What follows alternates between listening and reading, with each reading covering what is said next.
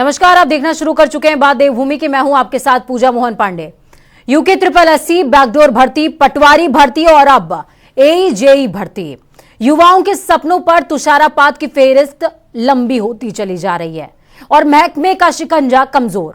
हर तरफ हंगामा है, मांग है और सरकार की ओर से कार्रवाई का आश्वासन भी, पर कार्रवाई के नाम पर नजीर नदारत है।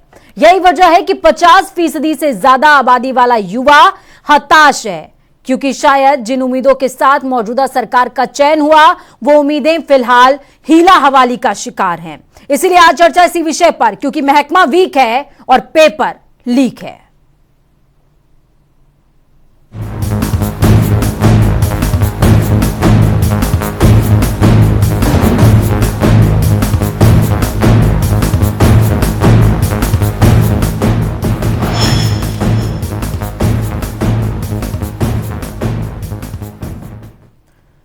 कहने सुनने में ये बात बहुत सहज लग सकती है, सरल लग सकती है, लेकिन सोचिए कि एक युवा न जाने कितने समय तक परीक्षा की तैयारी करता है, भर्ती का इंतजार करता है, एग्जाम देता है और पेपर लीक होने के चलते, घोटाले के चलते परीक्षा रद्द कर दी जाती है, भर्ती कैंसिल कर दी जाती है। क्या बीती होगी उस युवा पर? क्या बीती होगी उस युवा के परिवार पर? जून 2022 में हुई एजेई पेपर लीक मामले में सीएम धामी के निर्देश पर एसआईटी की जांच के बाद 9 लोगों पर एफआईआर दर्ज हो चुकी है, मुकदमा दर्ज हुआ है। मामले में लोक सेवा आयोग कर्मी संजीव चतुर्वेदी का नाम सामने आया है। साथ ही मामले में बीजेपी के एक पूर्व मंडल अध्यक्ष संजय धारीवाल का नाम भी सामने आया है। इसीलिए हम कह रहे हैं, यह सिर्फ सामान्य लाइन नहीं है, बल्कि बर्बाद होती जवानी और जिंदगी की नुमाइश है। चर्चा को खास बनाने के लिए हमारे साथ 3 मेहमान मौजूद हैं। संजीव वर्मा सह प्रभारी हैं मीडिया के, आप बीजेपी के प्रतिनिधि के तौर पर हमारे साथ में मौजूद हैं। संजीव जी, बहुत स्वागत जनता टीवी पर आपका। कांग्रेस से राजेश चमोली हमारे साथ में मौजूद हैं। राजेश जी, बहुत स्वागत है। राजेश चमोली जुड़ते रहते हैं। राजनीतिक विशेषज्ञ के तौर पर राजेंद्र सिंह बिष्ट हमारे साथ में जुड़े हुए हैं। सबसे पहले सवाल मेरा संजीव वर्मा से ही होगा। संजीव जी, बहुत सारे सवाल, उन सवालों की फेहरिस्त में अब एई और जेई का नाम भी जुड़ चुका है। पूजा जी, देखिए फर्क साफ है जी। भारतीय जनता पार्टी की सरकार में कोई भी गलत काम होगा, कोई भी अपराध होगा, उसकी जांच भी होगी और उसके ऊपर कड़ी से कड़ी कार्यवाही भी होगी जी। और कांग्रेस की सरकार में जहां तमाम घपले घोटाले हुआ करते थे और वो उसके ऊपर चादर और कंबल डालने का काम करते थे, यानी उसको छुपाने का काम करते थे। और किंतु जैसे ही माननीय मुख्यमंत्री जी के संज्ञान में किसी भी प्रकार का कोई भी प्रकरण आता है, वो एक पल का भी वक्त जाए किए बगैर उसके स्वतः संज्ञान लेते हुए उसके ऊपर एसआईटी की जांच करवाते हैं और तमाम जितने भी अपराधी हैं उनको जेल की सलाखों के पीछे भेजने का काम करते हैं, उनके ऊपर गैंगस्टर की कार्रवाई करवाते हैं। साथ ही उनकी जितनी अवैध संपत्तियां हैं, अवैध रूप से कमाए हुए धन से जो उन्होंने संपत्ति अर्जित की उसके कुर्क करने का भी हमारी सरकार काम करती है। और यहाँ न कोई अपना है, न कोई पराया है, न कोई तेरा है। किन लोगों को जेल भेजने की बात कर रहे हैं संजीव जी? आप संजीव जी, किन लोगों को जेल भेजने की बात कर रहे हैं? संजय धारीवाल, संजीव चतुर्वेदी, दोनों ही सलाखों के पीछे नहीं है अभी? पूजा जी, मैंने कहा न कोई अपना है न कोई पराया है। जो अपराध करेगा, जो गलत काम करेगा, जो रॉन्ग प्रैक्टिस में शामिल होगा, किसी भी सूरत में बख्शा नहीं जाएगा। माननीय मुख्यमंत्री जी ने स्पष्ट तौर पर कहा है और जब तक हम इस उत्तराखंड से इस नकल और ये जो पेपर लीक की जो एक अवधारणा से बन गई है उत्तराखंड में, जब तक हम इसको पूरी तरह से समाप्त नहीं कर देते, इसको पूरी तरह से नेस्तनाबूद नहीं कर देते, हम चैन से बैठने वाले नहीं हैं। और जो भी इसमें लेकिन संजीव जी, आपको ऐसा नहीं लगता है कि नस्तेनाबूद करने में अगर आपने ज्यादा देरी करी तो ये युवा सरकार को ही नस्तेनाबूद कर देंगे? पूजा जी, देखिए, देरी वाला तो कोई प्रश्न है ही नहीं। जैसे ही यूके 888 में जानकारी में आया, सरकार ने त्वरित एसआईटी की इसके ऊपर जांच बैठाई। 50 से अधिक लोगों को जेल के सलाखों के पीछे भेजने का काम किया, उनकी संपत्ति को कुर्क करने का काम किया, उनको ऊपर गैंगस्टर लगाई। यूके SSS के जो अध्यक्ष और 4 वरिष्ठ अधिकारी हैं उनको जेल की सलाखों के पीछे भेजने का काम किया। उसके बाद अन्य जो भी प्रकरण अभी पटवारी भर्ती घोटाले में जो भी 4-5 लोग शामिल थे उनको जेल की सलाखों के पीछे भेजने का काम किया। अभी जेईई जो भर्ती है उसमें जो भी व्यक्ति शामिल पाए जा रहे हैं और उनके ऊपर सरकार के द्वारा SIT को कड़ी से कड़ी कार्यवाही करने के निर्देश माननीय मुख्यमंत्री जी के द्वारा दे दिए गए हैं। और विश्वास कीजिए हम किसी भी व्यक्ति को बख्शने वाले नहीं हैं। ठीक है, हम आपका विश्वास कर सकते हैं। राजेश जी कितना आपका विश्वास करते हैं उनसे ही जान लेते हैं। चमोली जी जुड़े हुए हैं हमारे साथ में, कांग्रेस का प्रतिनिधित्व कर रहे हैं। राजेश चमोली जी, कितने संतुष्ट हैं आप संजीव जी के बयान से? पूजा जी देखिए, अब बीजेपी का तो एक पैटर्न बन चुका है कि चैनल को आगे सिर्फ झूठ बोलना, जो समाचार पत्र में जो इनको मतलब बड़ी शर्म की बात है कि सब कुछ देखने के बाद भी झूठ बोलते हैं, बड़े पत्र से बोलते हैं। आप देखिए पिछले 6 साल के अंदर लगभग 22 भर्ती घोटाले इस सरकार में हुए हैं। 22 भर्ती घोटाले, एक भर्ती घोटाला नहीं। और उसके पीछे जो भी पकड़ा जा रहा है, चाहे हाकम सिंह रहा हो फॉरेस्ट गार्ड भर्ती घोटाले में जब बीजेपी की सरकार थी 2018 में, उसके बाद उसने यूके SSS का एग्जाम लीक करवाया, 40 से 50 लाख रुपए में नौकरियां दी थी। तो बीजेपी के भारतीय जनता पार्टी का नेता था और ये बात चैनलों पे त्रिवेंद्र सिंह रावत जी ने भी एक्सेप्ट की कि हमारा नेता था, वो हमने टिकट दिया उसको। दूसरा, अभी लेखपाल पटवारी का जो भर्ती घोटाला आया एग्जाम वो 8 जनवरी को, और वो फिर वो मतलब भर्ती घोटाले की ग्रेड चर्चा था होगी। आप देखिए, और सरकार करी कि हम कार्रवाई कर रहे हैं। आपने इस डिपार्टमेंट में मतलब आपने कहा हम बिल्कुल पारदर्शी भर्ती करवा रहे हैं, हम प्रॉपर तरीके से लोगों का स्कैनिंग कर रहे हैं, ब्लूटूथ तमाम चीजें देख रहे हैं कि कोई किस प्रकार की कोई चीज नहीं तो नहीं जा रहा है भर्ती के लिए। लेकिन आपके नाक के तले 8 जनवरी की भर्ती और 12 तारीख को पता लगता है कि लेखपाल और पटवारी भर्ती घोटाला हो गया। उसमें भी हिंदुस्तान पेपर ने छापा कि भारतीय जनता पार्टी के नेता उसमें संलिप्त है। ये हिंदुस्तान के पेपर की मैं तो नाम भी बता रही हूँ, मैंने नाम भी लिया है, संजय धारीवाल। हाँ, यही मैम, मैं आपको लेखपाल और पटवारी में भी इनका ही नाम आ रहा है। चमोली जी मैं अपडेट कर रही हूँ आपको, पटवारी भर्ती में भी इन्हीं का नाम सामने आ रहा है। बिल्कुल इनका नाम आया, और यही में भी आप देखिए आज पता लगा। और बीजेपी के मतलब प्रदेश अध्यक्ष करें कि हमारा इससे कोई आज के पेपर में छपा, क्यों नहीं लेने देनी भाई? आपने 18 जनवरी को जो बीजेपी के मतलब हैंडल से जो प्रोज कर लिया उसमें बीजेपी ने इसको मंगलोर ग्रामीण का मंडल अध्यक्ष बनाया था। इसे झूठ बोलने की आवश्यकता नहीं इसमें कि हमारा कोई उससे लेना है, वो भी बीजेपी से जुड़ा हुआ है। अंकिता भंडारी हत्याकांड, एक बेटी जो पहाड़ से उतर के मैदानी क्षेत्र में आती है, नौकरी करती है, उस हत्याकांड में बीजेपी RSS नेता का पुत्र, कितने महीने हो गए, क्या कार्रवाई की है? हाकम सिंह बीजेपी का नेता है, आपने क्या कार्रवाई की आप बता दीजिए। उससे कोई कार्रवाई आप बता दीजिए कि हमने इन पर कार्रवाई की अभी तक। 42 लोग इन भर्ती घोटालों में एसटीएफ ने गिरफ्तार किए और उसमें से कम से कम 28 संजीव जी देखिए, सत्ता में आप हैं तो सवाल आपसे ही बनेंगे, सत्ता में आप हैं तो सवाल आपसे ही बनेंगे और जवाब देने भी पड़ेंगे। सवाल मेरा आपसे ये है, राजेश जी भी आपसे बहुत सारे सवाल पूछ रहे हैं, मैं भी आपसे ही सवाल पूछ रही हूँ। देखिए, आप लगातार कह रहे हैं कि जो भी घोटाला हमारी नजर में आ रहा है हम उस पर काम कर रहे हैं, लेकिन जून 2022 में कोई पेपर होता है उसमें भी घोटाला सामने आ जाता है। ये तो सोचने वाला विषय है ना कि आपके कार्यकाल में ये पेपर्स हो रहे हैं, आप उनका भी नियोजन सही से नहीं करवा पा रहे हैं और आप घोटाले की बात कर रहे हो कि हम सख्त कार्रवाई कर रहे हैं। अरे पहले आप पेपर तो ठीक से कराइए, फिर तो आप कार्रवाई ना करनी पड़े, ऐसा सोचिए। कार्रवाई कर रहे हैं, ये नजीर पेश करके क्या हो जाएगा? पूजा जी, आप क्या चाहते हैं और कांग्रेस क्या चाहती है कि हम कार्रवाई ना करें? कार्रवाई बिल्कुल होनी चाहिए। क्या ऐसा कहा कांग्रेस?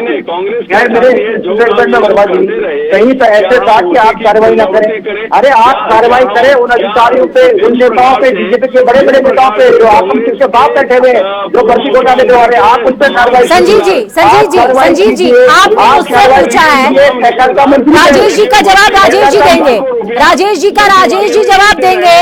संजीव जी मेरा जवाब मैं देती हूँ। आपने पूछा ना कि आप क्या चाहते हैं, मैं ये चाहती हूँ कि घोटाले हो ही ना, बच्चों का भविष्य बर्बाद हो ही ना। आप समझ नहीं सकते उन परिवारों पर क्या बीतती है जिसका बच्चा 2-2 साल 3-3 साल परीक्षा की प्रिपरेशन कर रहा है और उसके बाद घोटाला हो जाता है, उसके बाद परीक्षा रद्द कर दी जाती है, बच्चा हताशा की कगार पर खड़ा होता है, आत्महत्याओं का रेट बढ़ रहा होता है। हम आत्महत्या पर डिबेट नहीं कर रहे हैं, इसका मतलब ये नहीं है कि आत्महत्याओं के पीछे ये रीजन दोषी नहीं है, सरकार दोषी है, सीधे तौर पर महकमा दोषी है। उनका जवाब कौन देगा? आपने पूछा ना कि मैं क्या चाहती हूँ, मैं चाहती हूँ कि घोटाला हो ही ना। जी पूजा जी, हमारी सरकार भी यही चाहती है, घोटाला हो ही ना। इसीलिए हम एक इतना सख्त कानून, नकल विरोधी कानून अपने उत्तराखंड प्रदेश में लाने जा रहे हैं, जिसमें उम्र कैद तक की सजा हम लोग प्रोवाइड कराने जा रहे हैं।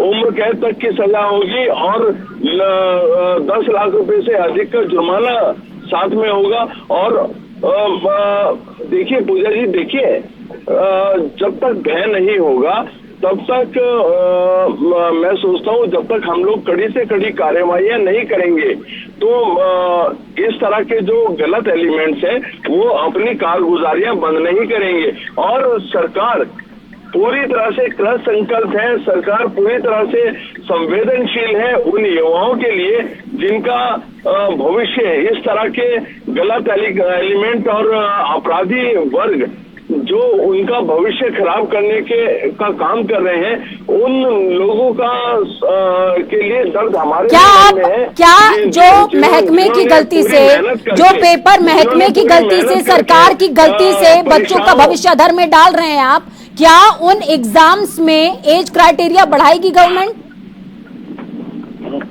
पूजा जी देखिए, सरकार अपनी तरफ से बिल्कुल। मेरा सीधा सवाल है, मुझे सीधा ही जवाब चाहिए संजीव जी।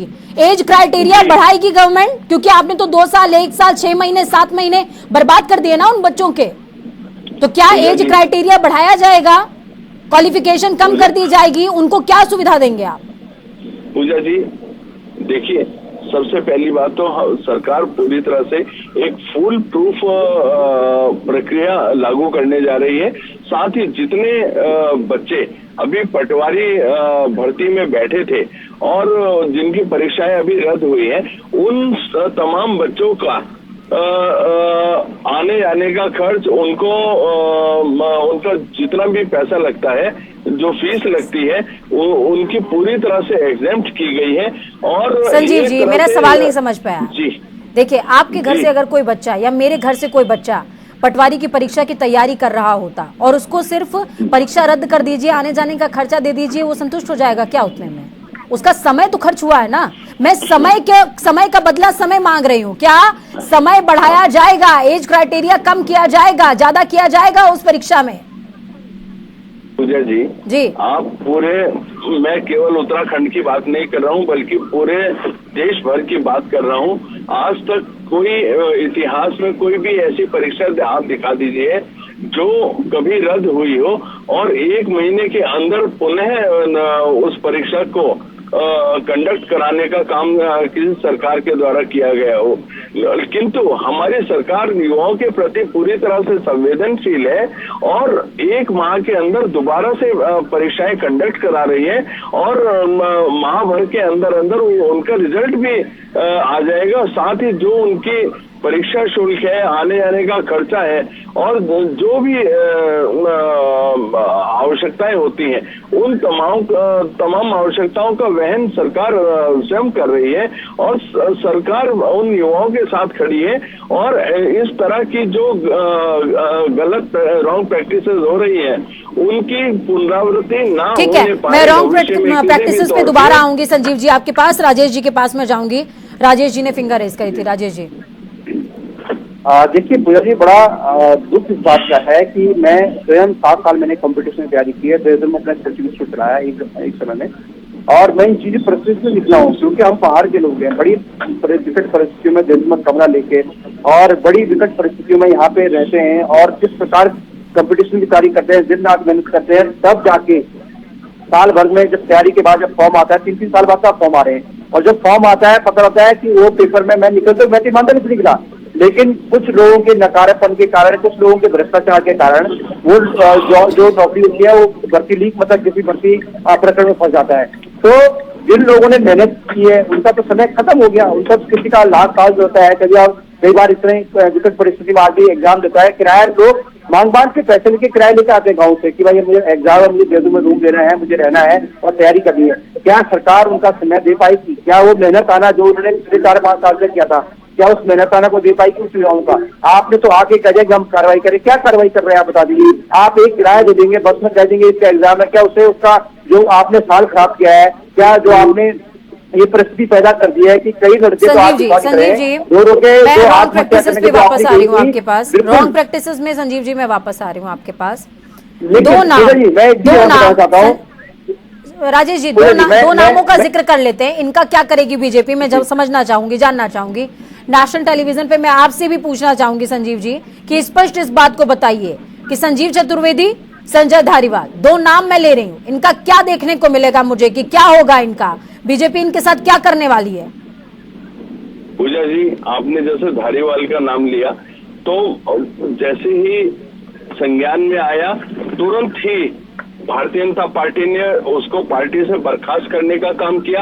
हमारे भारतीय जनता पार्टी में पूरी तरह से शुचिता का वातावरण है और किसी भी प्रकार के अपराधी का हमारी पार्टी सारे अपराधी आपकी पार्टी के अंकिता भंडारी हत्याकांड में आपका नेता का पुत्र था, वो संदीप था, आपने क्या कार्रवाई की? उसको राज्य सदस्य भाई को, उनका आरएसएस का नेता आपकी पार्टी के नेता थे।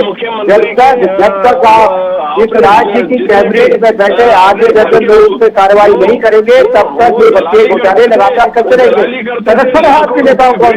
आप देखिए, आपके विधायक, आपके हरिद्वार के विधायक राजेश जी बहुत सरल है बहस कर लेना, बहुत सरल है बहस कर लेना और इस बहस में जनता को कुछ नहीं समझ में आएगा। ठीक है, मेरा मकसद होता है चर्चा करें तो कुछ जनता को समझ में आए, उनको कुछ राह नजर आए।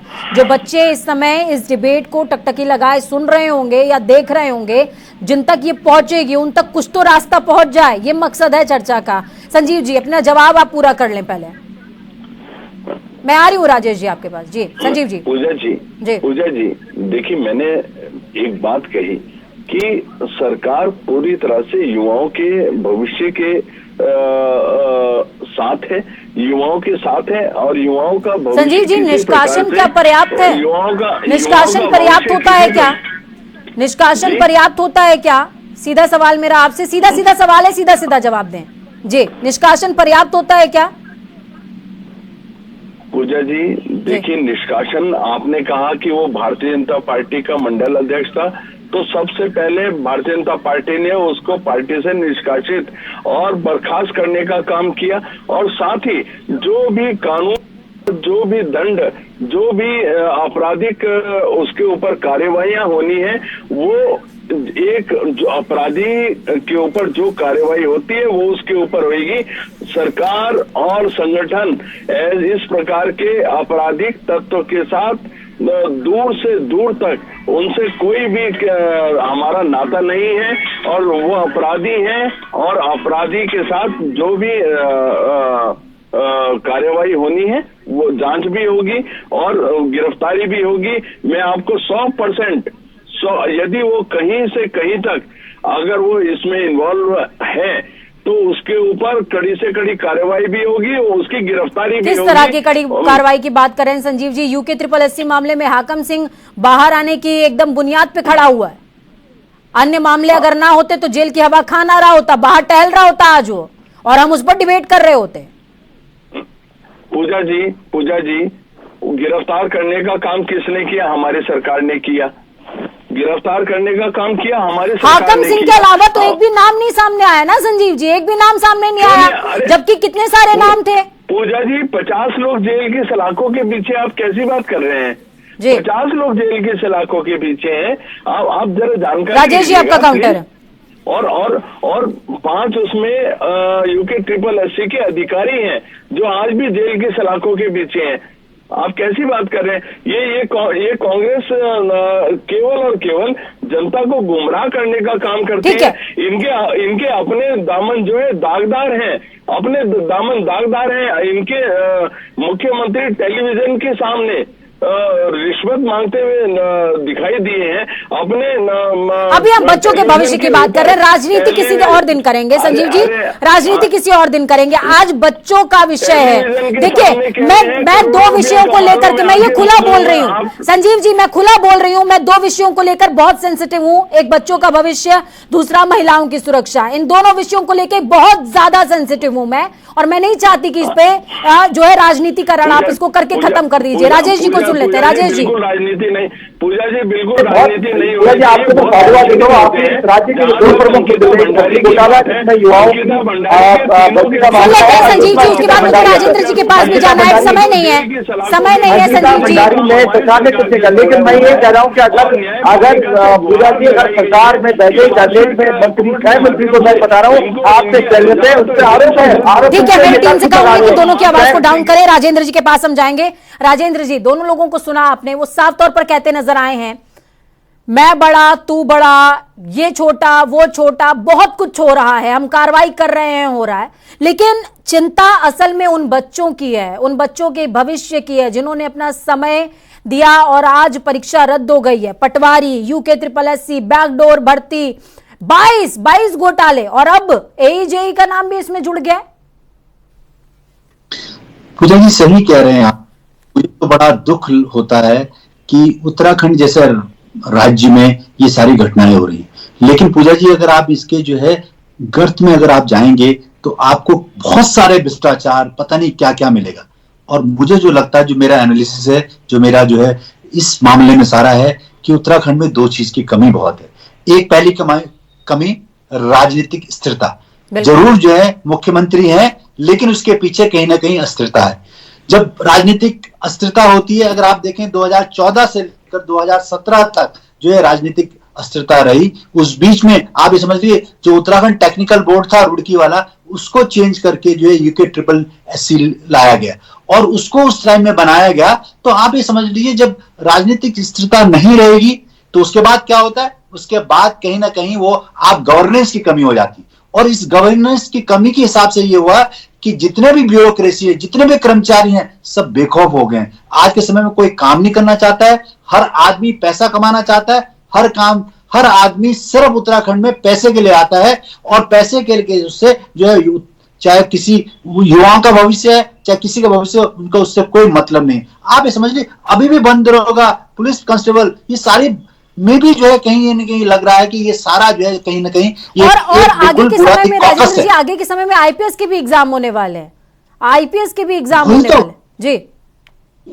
वही तो हम आपसे कह रहे हैं कि कहीं ना कहीं पूरा जो डिपार्टमेंट है, पूरा जो तंत्र है, वो इतना जो है गड़बड़ हो गया कि उसको क्लीन कर पाना बहुत मुश्किल है। मैं चाहता हूं कि सरकार बिल्कुल स्ट्रिक्ट एक्शन ले और जो भी जिस पे भी, चाहे वो नेता हो, अभिनेता हो, चाहे कर्मचारी हो, चाहे ब्यूरोक्रेट से, उनके ऊपर स्ट्रिक्ट एक्शन ले कि दोबारा उस तरह के ना करें। और युवाओं की जहां तक बात है, सरकार युवाओं पे कम से कम, मैं तो चाहता हूं एज बढ़ाए, उनको सब फ्री में उनको एजुकेट करे, उनको जो है कोचिंग दे, उनको टाइम दे पढ़ने का, और उसके बाद सारी परीक्षाएं दोबारा हो, जिससे जो है उनके भविष्य के ऊपर जो है कोई किसी तरह की आस ना। और नजीर तो पेश होनी चाहिए। अगर आप युवा नेतृत्व की बात कर रहे हैं तो युवा नजीर भी पेश होनी चाहिए। संजीव जी, लास्ट में मैं आपको कोट कर रही हूं, बहुत शुक्रिया आप तीनों का इस चर्चा को खास बनाने के लिए, अहम बनाने के लिए।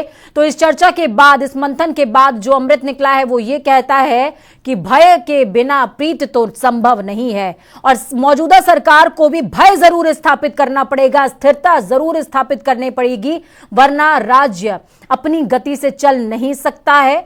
घोटालों की संख्या आज 22 है, कल 2200 भी हो सकती है।